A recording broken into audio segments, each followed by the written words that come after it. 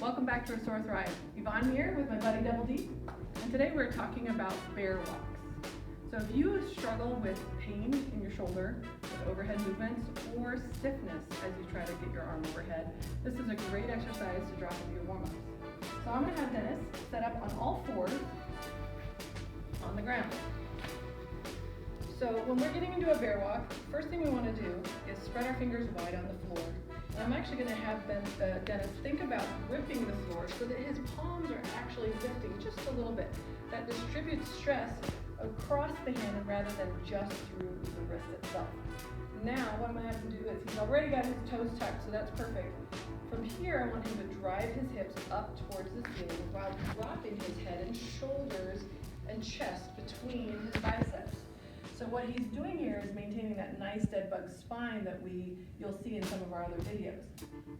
A lot of us don't have the hamstring length that Dennis has, so if you are limited in your hamstrings, you can modify it by just bending your knees, but what we're really focusing on is this shape up top here. You'll see he is in a full overhead position and loaded, so we're firing all those scapular muscles and rotator cuff muscles. For some of you, this may be where we start and just trying to stay there for 20 to 30 seconds or 2 to 3 breaths. If you have competency in this shape, then what I want Dennis to do now is take his right arm, he's going to reach forward a few inches, letting that shoulder blade, you see, come off his rib cage here, letting it shrug, and then step with the opposite foot. Then he's going to advance the next hand and opposite foot. And you'll see him almost in this reaching motion, which gets a lot of nice thoracic mobility.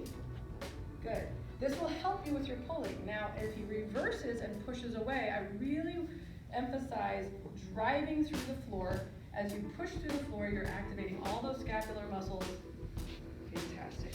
One more step back, and then drop your knees to the floor and rest. So as you can see, that was a lot of time spent with his arms fully overhead, fully engaged, and getting great scapular mobility.